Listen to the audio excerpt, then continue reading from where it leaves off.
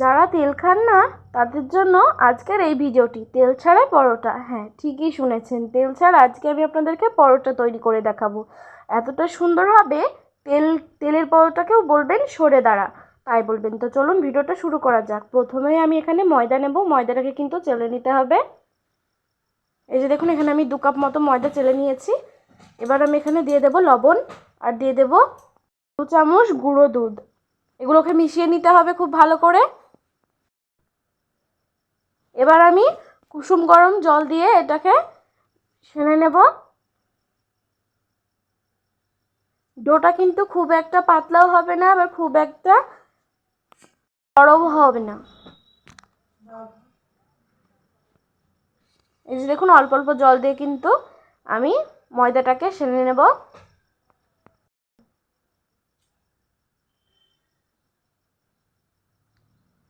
এবার আমি এখানে অল্প একটু সাদা তেল দিয়ে দেব।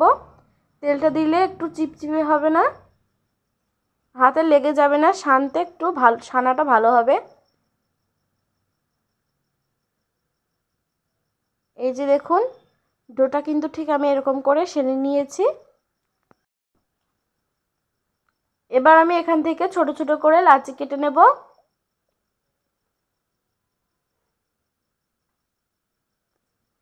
এই যে দেখুন, এইভাবে কিন্তু সমস্ত লাচিগুলোকে কেটে নিতে হবে।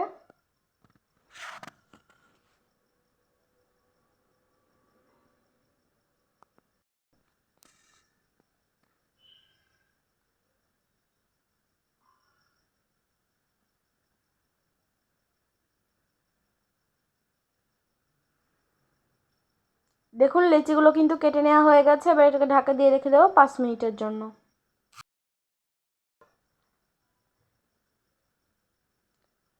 এই যে দেখুন, 5 মিনিট পর ফিরে এসেছি।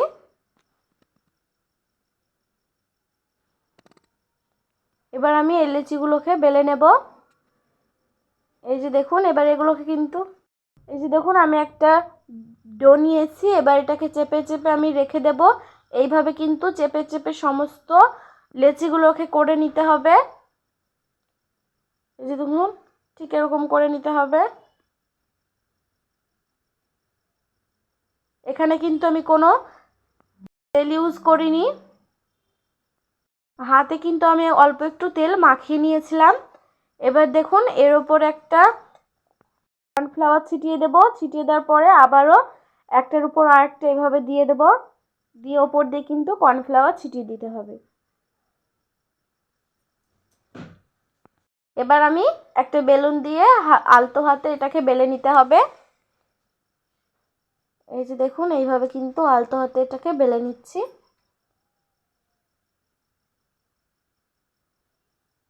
এটাকে কিন্তু একদম পাতলা করে বেলে নিতে হবে। এই যে দেখুন, আমার কিন্তু বেলে নেওয়া হয়ে গেছে।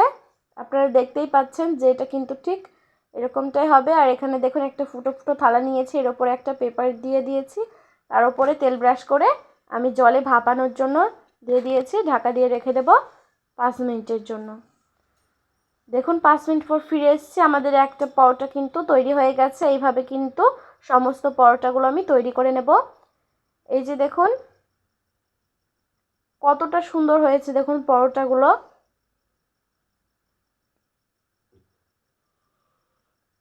এই যে দেখুন, কতটা সুন্দর হয়েছে।